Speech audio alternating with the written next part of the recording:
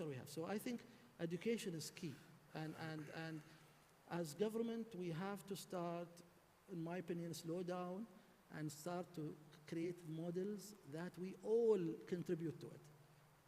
And it's not imposed from top. It has to be bottom up, in my opinion.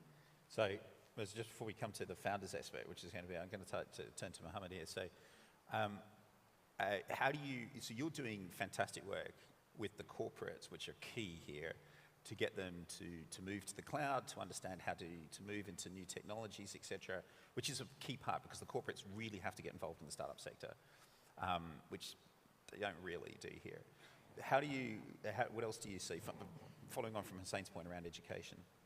I'll get to that point, but if you don't mind, I'd like to just go back to the point Khalid was making with respect to investors investing in the market and the sentiment around seed stage investment. Seed stage investment is one of the riskiest parts, or if not the riskiest part, of the entire investment life spectrum of a company. It's kind of why companies are looking primarily at growth stage investments, especially in the region. If you have a concern around the protection related to your investment, your ability to pull your capital out in the event something goes wrong, then what's going to end up happening is you're most likely not going to make that investment. In other parts of the world, what we've seen are areas where they have significant investment protection rules and regulations. Bahrain has now implemented its bankruptcy laws. Countries in the region have started to follow on suit, and at the same time you have other entities like Lebanon with Circular 331 that are also introducing mechanisms to kind of lower that risk for a person that's taking that seed stage investment. So ultimately I would say that while seed stage investment is limited as of now, it's growing with the fact that we're putting in place those mechanisms in the region to protect investors. Where we're still facing some challenges, and it's nice to talk about building alliances and building consortiums, and we've been trying to work with our partners in doing that as well.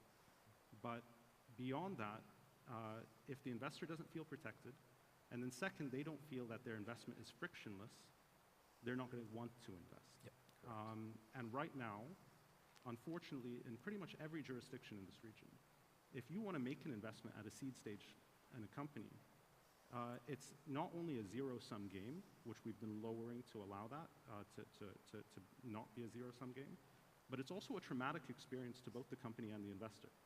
Because the company and the investor have to dedicate that when they want to onboard that investor, roughly about 2 weeks at best to start onboarding that investor into that process. So neither of them really wants to engage until they're both feeling comfortable enough that they're growing. So our focus for us now is, as we start looking at the entire ecosystem of investment, specifically seed, is how do I make sure that investor feels protected, and how do I make sure that that investment on its own is frictionless? As soon as you start getting into that spectrum and you start solving for those things, you're going to start seeing corporates which have an interest in, and this is to your second question, which have an interest in actually innovating and don't have the internal capacity to build, in saying, look, we're not just going to get into a service level contract with a company to deliver something. We're going to have that company, either we're going to buy them, we're going to acquire them, it's going to be a quick process, we're going to take a stake in them, and as long as they feel that process is frictionless, they're more likely to take that risk and make that assumption with that company. That way they can quickly pivot if it's not working. Right now, if they were to try to make that, if they were to try to do an investment in a company to deliver services, they cannot pivot. That's what our goal in Bahrain is really to look at those two parts of the spectrum on the investment side, and to help in trying to resolve them with the private sector. Perfect. I mean, that's excellent. So, I mean, is this the place to come and do business then, Mirza? This is. See, right now, the region is buzzing with all the startups and the ecosystem and everybody. There is so much encouragement being said to be on that scale. And what I hear right now is about a lot that we need to be incentivizing the private sector to get involved, because I think all will agree that the governments here are playing a good role. Everywhere in all the Arab world, especially in GCC, Bahrain, Saudi, UAE, everywhere the governments are pushing a lot, where they're trying to say that, let's go towards the startups. I want to bring in a different factor to the same thing, saying, you know what, not just show them the incentives, show them the threat side also. When we are educating the people, we should be telling everybody, look, the world is going through a digital transformation. AI is going to change our life in the future. Now, if we don't change ourselves now, we will be lost. So all those comfort zones where we think that our investments are there and there is, as a trading mindset, that we are getting those returns, it won't be coming anymore in the future. Alibabas of the world will take over. No, if that is being provided or mentored or educated, maybe from the government side to the corporate sector, to the owners and the wealth funds of the region, saying, you know what, it's going to change in the coming, and the change is coming in very fast.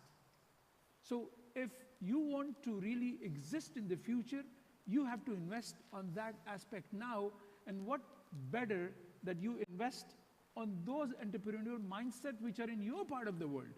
Otherwise, we'll still end up on the consumer side, not on the producer side. And we have all that capacity. We have the talent. We can do pure innovation. Normally, when we look at the innovation being done in the region, it's being done as a replica, some model which has worked somewhere else, and we build a local replica. What we need to be encouraged from the government side, as well as the private sector, is to come up with pure innovation, something which we can build here and sell to the rest of the world. Now, let's follow on that point. So we at Spark Labs have partnered with Phase Ventures in Oman and with PDO to drive a long-term 5-year project. And that 5-year project for PDO is R&D, education, local jobs. So, over-reliance on, outsourced consultancies like Wipro, et cetera, why is the money going there? The talent and information is being lost. Knowledge is being lost. It needs to come here, like coming to your point, as you go local, as you go to the cloud, like that should be locals helping with that, education, et cetera. So that's what PDO and Oman is like really, really pushing towards. Now, I want to come onto this point because I think this is a key point. So I want you guys to talk about like R&D, how do we go towards deep tech? Like one of the things in Singapore has changed is that, Singapore is driving very, very hard on deep tech. There's an over-reliance on e-commerce and marketplace, not much else. So like getting the stuff out of the universities, cyber, et cetera. So I want you guys to have a chat about this because I think this is a key point. We need local companies that are going to be doing more than just, websites to be really involved. Yeah, I want to mention something here about the R&D part. And that's what needs to be more done again from the government side. Though they are putting in a lot on the R&D side, the private sector has to get involved. This is why I set it up, because I went through the pain in the last 20, 22 years trying to build technology here. One of the gaps which I